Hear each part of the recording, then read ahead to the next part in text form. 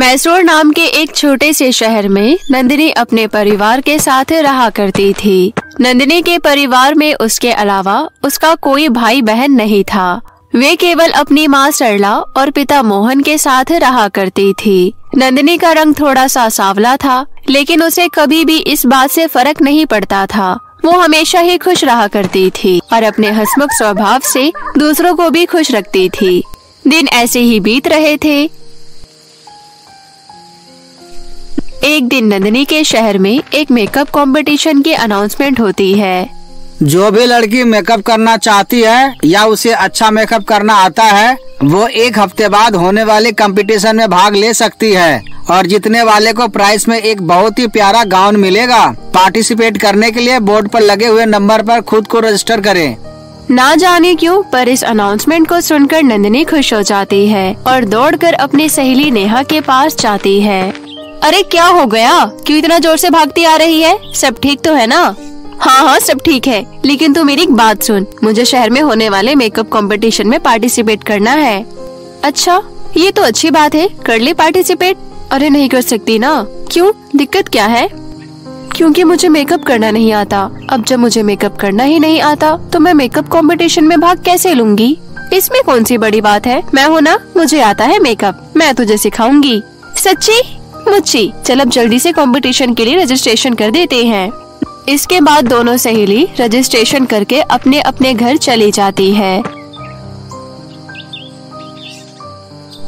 फिर अगले दिन नंदिनी अपनी माँ से पैसे लेकर नेहा के साथ जाकर अपने बजट के अंदर ही मेकअप और सुंदर सा गाउन ले आती है। नंदिनी का बजट थोड़ा कम था, इसलिए उसका गाउन कोई बहुत ज्यादा अच्छा नहीं था, लेकिन वो ऐसा था कि उसे काम चल सकता था। फिर अगले दिन से नेहा नंदिनी को मेकअप करना सिखाना शुरू कर देती है। देख, ये प्राइमर, इसे चेहरे पर सबसे पहले लगाते हैं ताकि मेकअप इवन हो सके। अच्छा, ऐसा भी होता है? हाँ बिल्कुल, और इसके बाद लगाते हैं फाउंडेशन। इसी तरह नेहा एक एक करके नंदिनी को मेकअप के बारे में बताती जाती है और साथ ही साथ उसका मेकअप करती जाती है। फिर कुछ ही देर बाद, अब ये लग गया मेकअप फिक्सिंग स्प्रे, इससे तेरा मेकअप इधर का उधर नहीं होगा और अब जाकर तेरा मेकअप हो गया कंप्लीट। अरे वाह, तूने तो मेरे मामूली से चेहरे को एकदम हीरोइन जैसा बना दिया। यही तो पावर है मेकअप की। अच्छा सुन, अब मैं चलती हूँ, मुझे लेट हो रहा है। तुझे जैसे मैंने बताया है वैसे प्रैक्टिस चालू रख, और हाँ, एक बार गाउन पहनकर भी ट्राई कर लियो। ऐसा कहकर नेहा वहाँ से चली जाती है और यहाँ नंदिनी नेहा के द्वारा बताई गई चीजें अपने मन में एक एक करके याद करती रहती है और दोहराती रहती है और फिर ऐसे ही मेकअप को बिना साफ किए सो जाती है।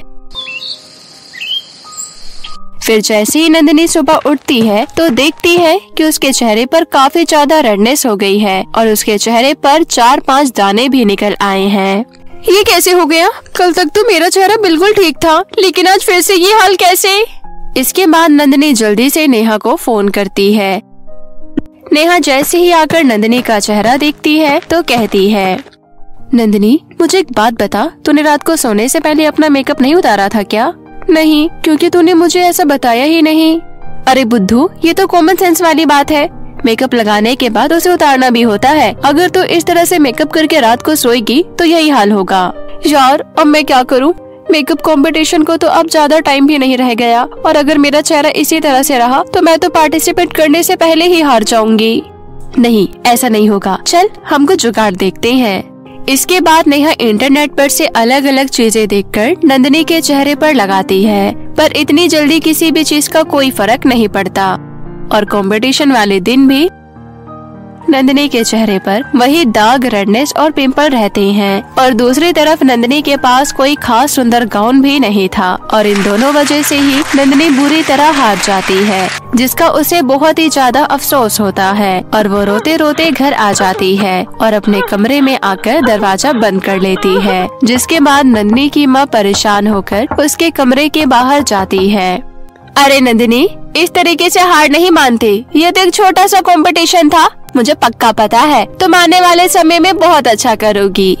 नहीं माँ, मुझे कंपटीशन जीतना था ताकि लोग मेरा मजाक बनाना बंद करें। मेरी सहेली मेरे सामने रंग की वजह से हमेशा मेरा मजाक बनाती है और अब तो उन्हें एक और वजह मिल गई। ऐसा सोचकर नंदिनी खूब रोने लगती है। धीरे धीरे समय बीतता है। और नंदिनी इस हादसे को भूल जाती है। अब नंदिनी शादी लायक हो चुकी थी, इसलिए उसकी माँ सरला उसके लिए लड़के देखना शुरू कर देती है। फिर एक दिन लड़के वाले नंदिनी के घर पर आते हैं।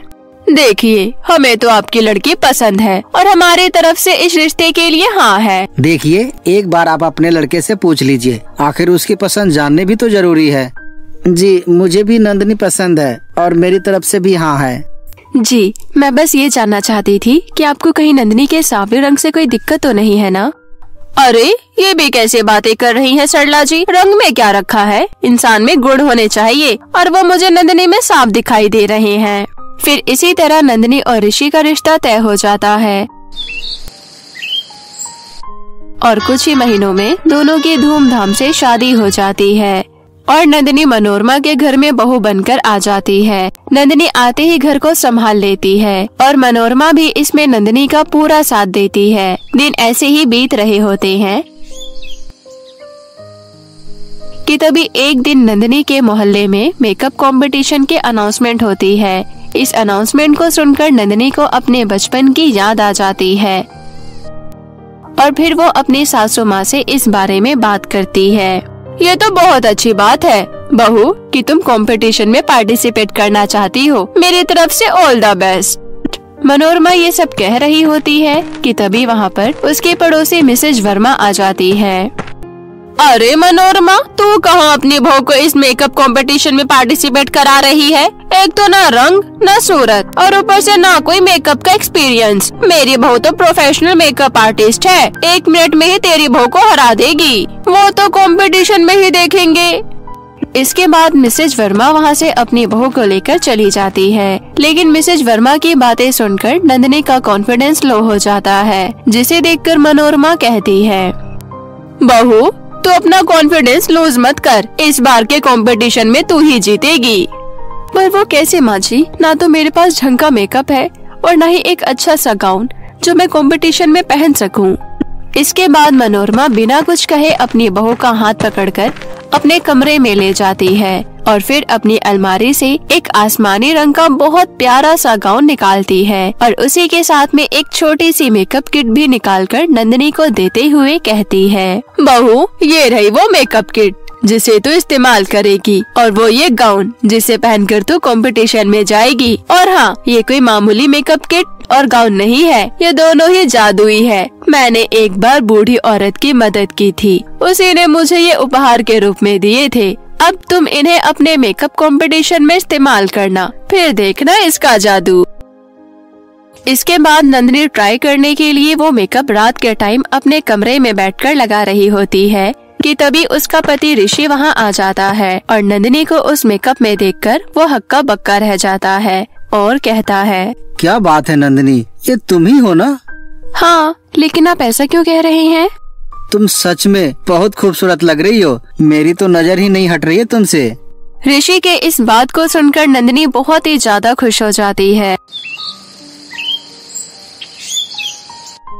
और फिर मेकअप कंपटीशन वाले दिन अपनी सास की दी हुई मेकअप किट और गाउन का इस्तेमाल करके वो कंपटीशन में पार्टिसिपेट करती है और सभी लड़कियों को पीछे छोड़कर कंपटीशन जीत जाती है और इस जीत के कारण वो अपनी पुरानी हार को भूलकर खुशी खुशी ट्रॉफी लाकर अपनी सास को देती है, जिससे उसकी सास मनोरमा भी खुश हो जाती है और फिर वो सास बहू इसी तरह हंसी खुशी रहने लगती है।